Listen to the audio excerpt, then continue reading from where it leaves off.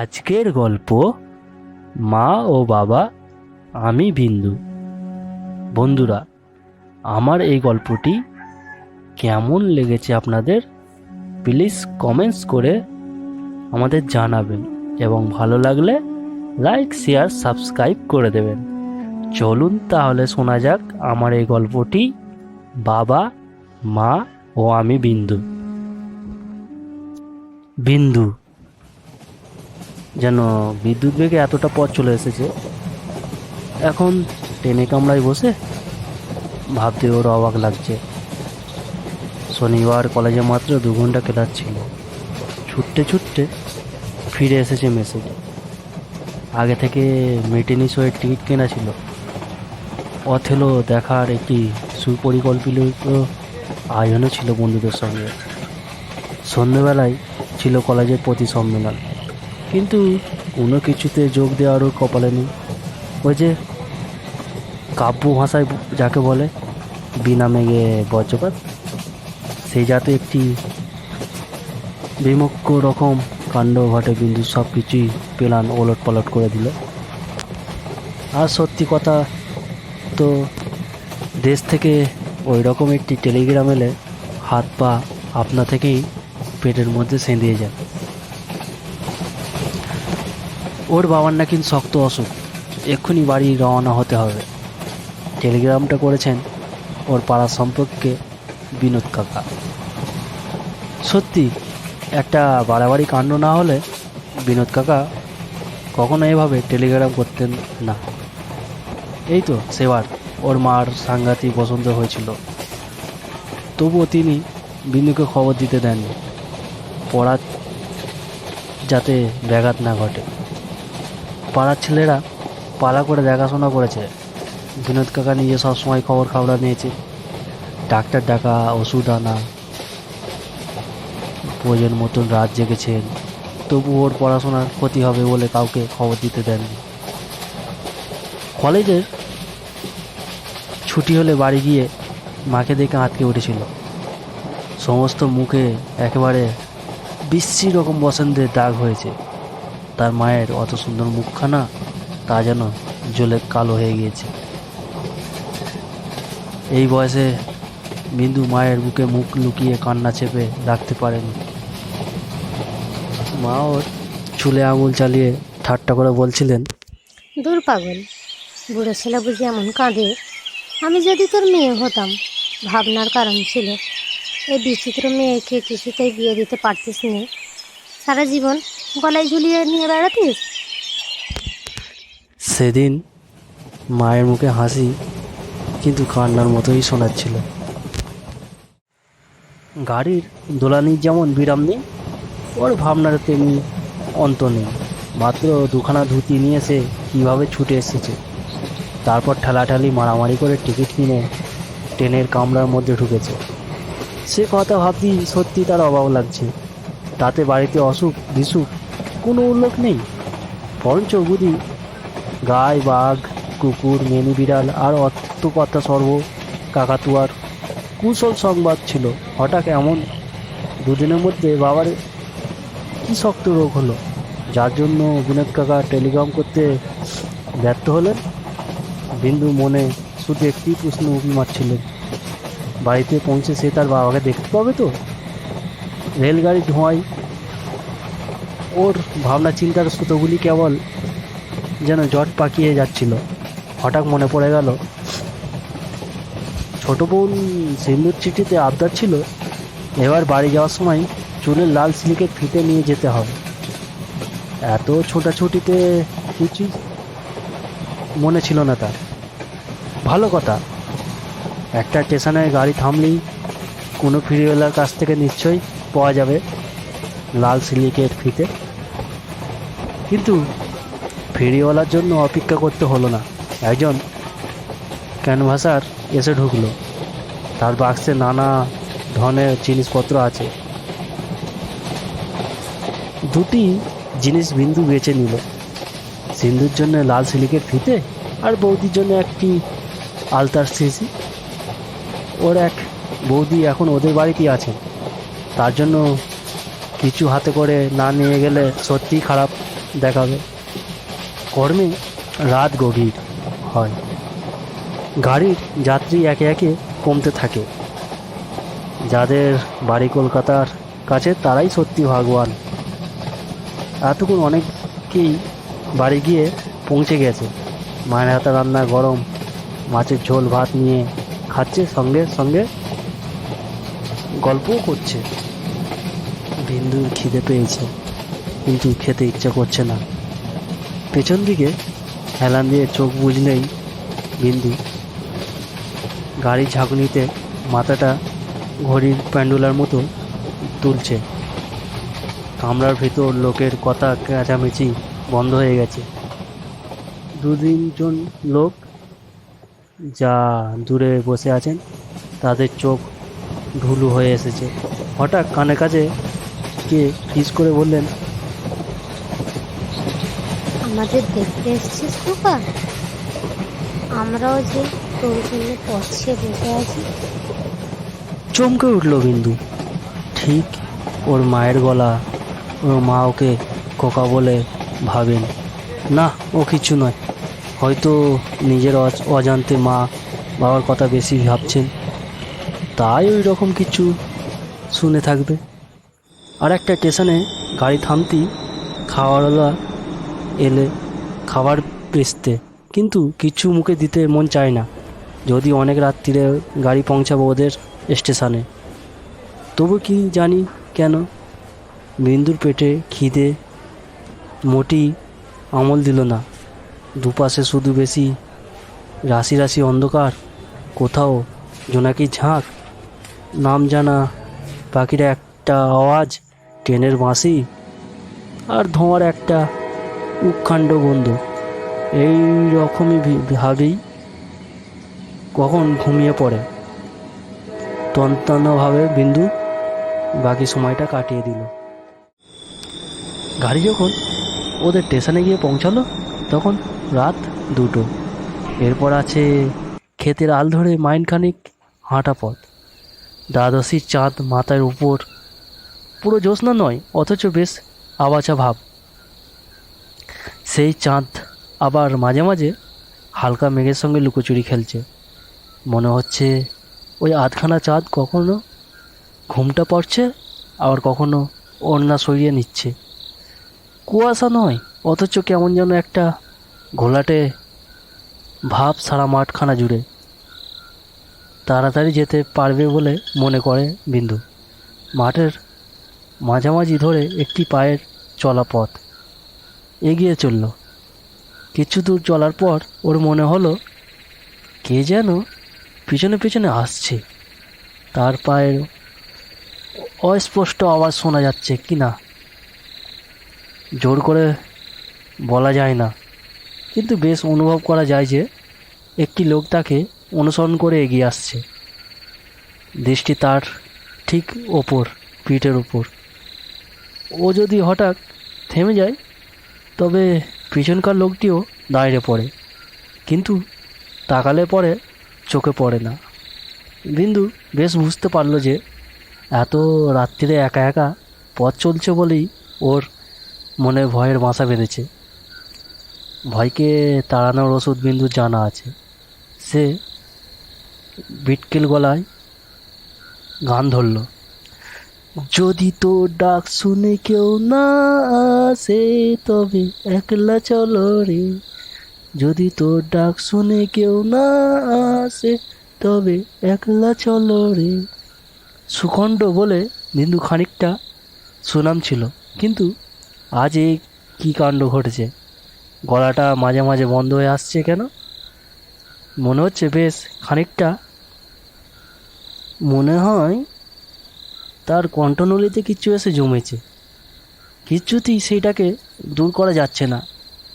গলা খুলে গান গাইতে পারলেই আর ভয়টা কোথায়, কিন্তু কিছুতেই সেটা গলার সরানো যাচ্ছে না, মতি হালকা করতে পারছে না। যাই হোক, থামার চলে না, গান গাওয়া আর কান পেতে কিছুই শোনা, এইভাবে মাটি পেরোনো গেল। ওই তো সামনে গাঙ্গুলিদের নাট মন্দির, আর ধানের গোলা, ওর পাশেই দিয়ে গ্রামে ঢুকতেই হবে। সেখান থেকে ওদের বাড়ি আর বেশি দূরের পথ নয়, একেবারে চেনা অঞ্চলে এসে পড়েছে।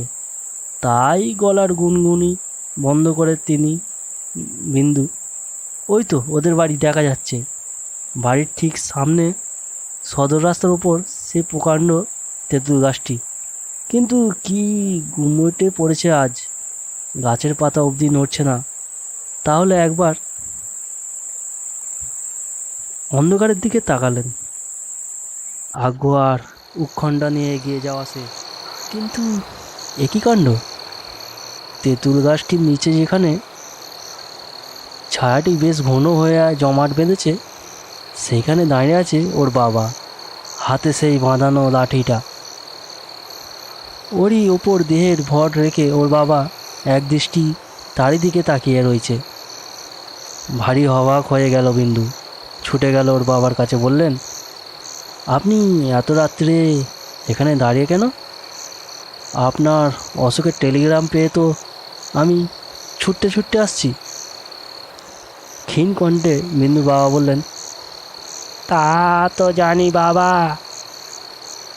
বিনোদের যেমন কাণ্ড, সামান্য কিছু একটু অসুখ হয়ে করেছে আর অমনি তোর বিনোদ কাকা এক টেলিগ্রাম করে বসলো। আমরা সবাই ভেবে বাঁচি না আজই যে তুই ছুটে ছুটে আসছিস, সে তো জানাই কথা। আর জানিস বাবা, সেই সন্ধ্যা থেকে তোর মায়ের মুখে আর অন্য কোনো কথা নেই। খোকা নিশ্চয় আসছে আজ আমাদের দেখতে, তাই তো আগ বাইরে তোকে নিতে এসেছি বাবা।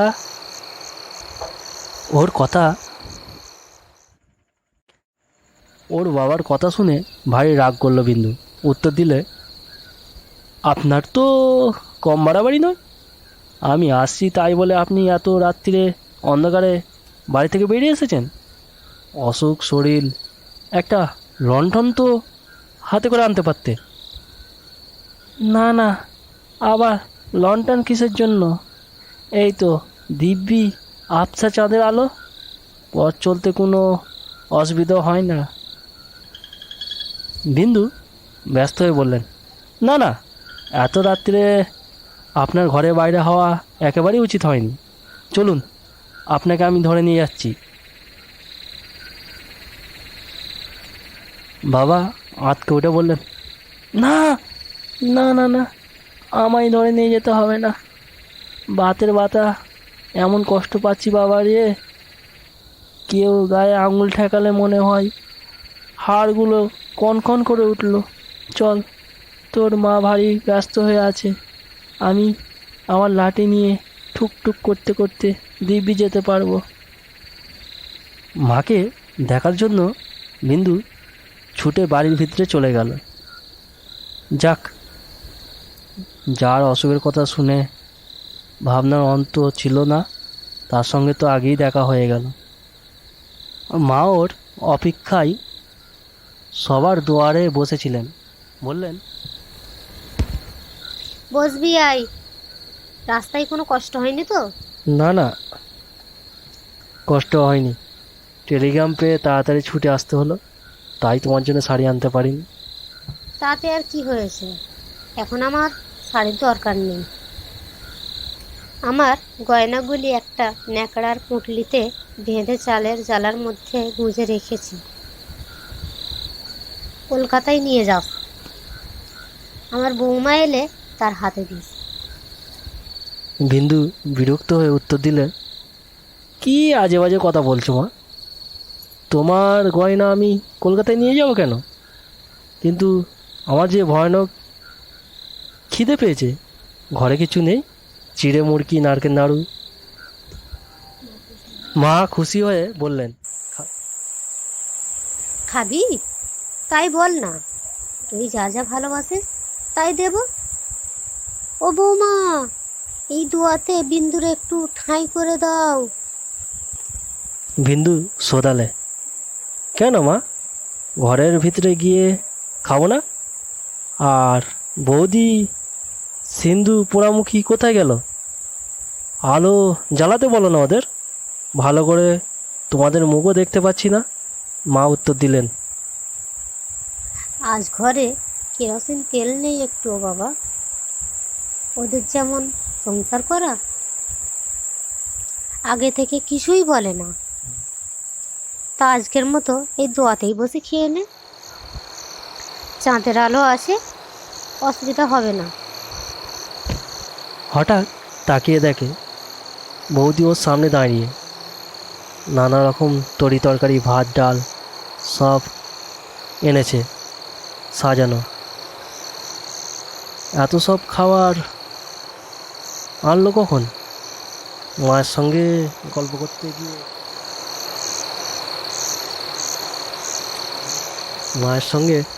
করতে গিয়ে এদিকে খেয়ালই করিনি। কিন্তু বৌদির মুখে এত বড় একটা ঘুমটা কেন? বিন্দু সুটকেস থেকে আলতা বের করে বলে, বৌদি এই তোমার আলতা। বৌদি মৃদু স্বরে উত্তর দিলেন, ও কি আমার জন্য আলতা নিয়ে এসেছো? ওই দোয়ার উপর রেখে দাও ঠাকুরপো, আমি পরে এসে তুলে নিয়ে যাবখন। মা বললেন, আর দেরি করিসনি, এবারে খেতে বস দেখি। বিন্দুর সত্যিই খুব খিদে পেয়েছে, আর বিরক্তি না করে আসনের উপর গিয়ে বসলো। তারপর অবাক হয়ে বলল, তুমি কি করেছো মা? আমি যা যা ভালোবাসি সব রান্না করেছো? বাড়িতে এমন অসুখ বিসুখ চলছে, তোমার নিজের শরীরটাও ভালো না, তার মধ্যে এত রান্না করে ফেলেছো? মা ধমক দিয়ে উঠলেন। তুই কথা বলবি না খাবি? আমি কিন্তু খুব বেশিক্ষণ বসতে পারবো না। কেন, তোমার শরীরটা খারাপ লাগছে বুঝি? তাহলে তুমি আর রাত করো না, শুয়ে পড়ো গিয়ে। ওর বাবা খক খক করে কেসে পেছনে শোনা গেল। তাকিয়ে দেখলে তিনি দোয়ার ওপরে এসে বসেছেন। বিন্দু বললে, আপনি শুয়ে পড়ুন না বাবা, আবার রাত জেগে অসুখ বাড়াবেন নাকি? না না, তোর সঙ্গে জরুরি কয়েকটা কথা রয়েছে যে। হ্যাঁ হ্যাঁ, হাঁপাতে হাঁপাতে ওর বাবা উত্তর দিলেন। বিন্দু বিরক্ত হয়ে উত্তর দিলেন, কথাও তো আর পালিয়ে যাচ্ছে না বাবা, কাল সকালে ধীরে সুস্থে শোনা যাবে। ওর বাবা কোনো অনুরোধ শুনলেন না, চুপচাপ দোয়ার উপরে বসে কেবলই মাথা নাড়তে লাগলেন। বিন্দু বুঝল তার খাওয়া শেষ না হলে কেউই নড়ছে না, তাই তাড়াতাড়ি ভাত ভেঙে নিল। তারপর বলল, সত্যি তুমি কি কাণ্ড করছো না বলো তো মা? আমি যা যা খেতে ভালোবাসি সব জুটিয়েছ একসঙ্গে। ঢেঁকি শাক, ছাঁচি কুমড়োর তরকারি, এঁচোড়ের ডালনা, আমাদের পুকুরের মাছ, ঘরের পাতা দই পায়েস, তোমার হাতের তৈরি ছানার সন্দেশ। তুমি কি শেষ খাওয়ানো খাইয়ে যাচ্ছ নাকি আমাকে? মা বলে উঠলেন। ছাড় ছাড়, ও কথা বলতে নেই। ওদিকে বাবা যেন অধৈর্য হয়ে উঠলেন, বললেন, আমার কথাগুলি আগে মন দিয়ে শোন। ও পাড়ার শিকদার বাড়ির ও লক্ষ্য শিকদার দিন 15 আগে 500 পাঁচেক টাকা ধার নিয়েছে। কোনো লেখাপড়া নেই, ওর বাবার সাথে হঠাৎ আটকা পড়ে গিয়েছিল, সিন্ধুক থেকে টাকা বের করে দিলাম, খেয়াল রাখিস ভুলে যাসনি যেন। হেসে উঠে বিন্দু জবাব দিল, ওসব টাকা করি আমি খেয়াল রাখবো কেন গো? আমি কোনোদিন খেয়াল রেখেছি না, আমাকে কখনো খেয়াল রাখতে বলেছেন? আরে না রে না, অমন কথা হেসে উড়ে দিস নে, পরে বুঝতে পারিস সব। এমন সময় সিন্ধু সেখানে এসে হাজির হলো, কিন্তু ওকে ঘরের ভিতর থেকেই কিংবা দোয়ার ধারে হেঁটে আসতে দেখতে পেলাম না যে বিন্দু। ও যে একেবারে মাটি ফুঁড়ে বেরোলো। সবাই যেন আজ অদ্ভুত লাগছে বিন্দুর। মা বাবার কথা, বৌদি ব্যবহার, সিন্ধুর কাণ্ড, এই কটি দিনেই কি সবাই বদলে গেল। বিন্দু বলল, হ্যাঁ রে সিন্ধু, আমাদের বাগানে যে গন্ধ লেবু গাছটা আছে, একটু লেবু নিয়ে আয় না, ডাল দিয়ে খাই। কথা বলার সঙ্গে সঙ্গে সিন্ধু হাতের মুঠোর ভেতর থেকে দু টুকরো লেবু বের করে ওর পাতে ফেলে দিল। বিন্দু অবাক হয়ে গেল, বলে, বোনের কাণ্ড দেখে। সিন্ধু বলল, দাদা, আমার সেই লাল সিল্কের ফিতে তুমি নিয়ে আসনি বুঝি? বিন্দু জবাব দিলে, এনেছি রে পোড়ামুখী, এনেছি, এই নে। বাঁ হাত দিয়ে পকেট থেকে বের করে সে ওর হাতে দিতে গেল। সিন্ধু কিন্তু প্রবল আগ্রহে দাদার হাত থেকে সেটা ছিনিয়ে নিল না। দুয়ার উপর রাখো, আমি এই এলুম বলে। বিন্দু তাকিয়ে দেখে সিন্ধু আর সেখানে দাঁড়িয়ে নেই। ওকে কোনো প্রশ্ন করার ফোড়ং না দিয়ে হঠাৎ মা বলে উঠলেন, গাঁয়ের লোক অনেক পরামর্শ দেবে তোকে, কারো কথা শুনিস নেই। খুব অল্প খরচে কাজ সারবি, ভবিষ্যৎ ভেবে সব সময় চলতে হবে তোকে। বিন্দু খেতে খেতে মুখ তুলে তাকালো, বলল, কি আবল তাবল বকছো মা? আমি ভবিষ্যৎ ভেবে চলতে যাবো কেন? তোমরা তো আমার মাথার উপর রয়েছো, তাই নাকি? বাবা একটা দীর্ঘশ্বাস ছেড়ে ফোড়ন কাটলো, বললেন, আর বাবা, কবে আছি আর কবে নেই, সেই জন্য তো গোটা কয়েক কথা বলে যেতে চাই। সময় থাকতে ওই যে নন্দীরা রয়েছে আমাদের আমবাগানের পশ্চিমে, ওদের ইচ্ছে আমাদের আমবাগানটাকে হাত করবার অনেক লোভ দেখাবে তোকে, কিন্তু রাজি হোস নে খোকা। এই বাগান তোর ঠাকুরদার নিজে হাজারে তৈরি করে গেছেন। আমি ছেলেবেলায় ওখানে আম কুড়েছি, তুইও কুড়িয়েছিস, আবার তোর ছেলে মেয়েও কুড়োবে। মা বললেন, হ্যাঁ, আর দেখ বাবা, আমার বন্ধুর একটা মেয়ে আছে, তাকেই তুই বিয়ে করিস। আমি এতদিন কাউকে বলিনি, কিন্তু তাকে যে কথা দেওয়া আছে। তুই মায়ের শেষ কথা রাখবি তো খোকা? বাবা বললেন, খুব বেশি সময় তো আর হাতে নেই বাবা, সব চাইতে যে দরকারি কথা সেইটাই আগে বলি নি। আমাদের যে তুলসী মঞ্চ, তার তলায় আছে 2 পেতলের ঘড়া, একেবারে মোহরে ভর্তি, আমাদের সম্পত্তি। কাক প্রকৃতকে জানে না, আজ তোকে বলে গেলাম। মা বাবার কাছ থেকে এ জাতীয় কথা বিন্দু শুনে চকিয়ে গেল। ঘরের আশেপাশে কীরকম উড়ে গেল হঠাৎ। গোয়াল ঘরের পিছনে একটা বেড়ালে ডেকে উঠল। বিন্দু এতক্ষণ লক্ষ্য করেনি, উঠোনের দিকে নজর পড়তেই দেখে ওইখানে এত জঞ্জাল জমে আছে কেন।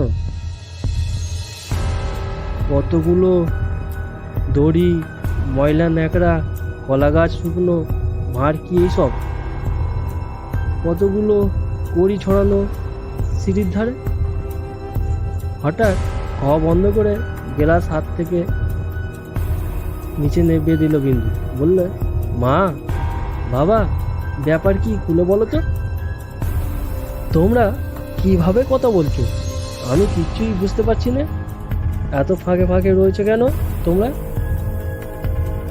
সিন্ধুটা অমন পালিয়ে পালিয়ে বেড়াচ্ছে কেন? এই যেন সবটাই হেয়ালি। এই বলে সে পকেট থেকে একটা টর্চ বের করে জ্বালাতে চারিদিকে একটা বিরাট হাহা হি শব্দ ভেসে এলো। তাকিয়ে দেখে সে কোথায় তার মা আর বাবা। বৌদির জন্য আনা আলতা গড়িয়ে পড়েছে জোয়ার, আর সিন্ধুর সিলিকের ফিতেটা হাওয়ায় উঠছে এদিকে ওদিকে। সেই বুক ফাটা হাসির শব্দ তখনই আশপাশ থেকে মিলে যায়নি। বিন্দু ডাকলেন, মা, বাবা। আড়াল থেকে মায়ের গলায় পাওয়া গেল, ভয় পাসনি বিন্দু, ওসব কিছু নয়। এখানে আরো সব বাইরের দুষ্টু লোক আছে কি না? এমন সময় বিনোদ কাকার হাঁক শোনা গেল, ওরে বিন্দু, আমি আসছি, ভয় নেই, ভয় নেই। লন্ঠন হাতে ছুটতে ছুটতে বিনোদ কাকা এসে পাশে দাঁড়ালেন। ভয়ে আর উত্তেজনায় তিনি হাঁপাচ্ছেন। বিন্দু শুধালে, কি ব্যাপার বলো তো বিনোদ কাকা? আমি তো কিছুই বুঝতে পারছি না। মা, বাবা। ওকে থামিয়ে দিয়ে বিনোদ কাকা অপুষ্ট কণ্ঠে বললেন, আমারই ভুল হয়েছে রে বিন্দু, আমার স্টেশনে যাওয়া উচিত ছিল। এবার বিন্দু তাড়াতাড়ি। তার কাকার ডান হাত খানা জড়িয়ে ধরে বুক ফাটা চিৎকার করে শোধালো, কাকা, কি হয়েছে আমার খুলে বলো। বিনোদ কাকা ধরা গলায় জবাব দিলে, কলেরায় কয়েকদিনের মধ্যে সবাই চলে গেল রে, আমি কিছুই করতে পারলাম না। কোন মুখে তোকে সে খবর দেব? মাথার উপরে সেখানে সেই কালো বাদুর আবার ডানা ঝটপট করে উঠল। আস্তে কুড়ে কেঁদে কেঁদে ফিরছে কুকুরটা। বিন্দু সেই দাওয়ার দিকে আবার তাকালে, যেখানে তার মা বসেছিলেন, বাবা কথা বলছিলেন। তারপর হঠাৎ জ্ঞান হারিয়ে মাটিতে লুটিয়ে পড়ল। ধাক্কা লেগে বিনোদ কাকার হাতের লণ্ঠন পড়ে গিয়ে নেমে গেল। আবার সেই অন্ধকার, সঙ্গে সঙ্গে বহু কণ্ঠে সেই খিলখিল হাসি চারিদিকে শব্দ হতে লাগলো।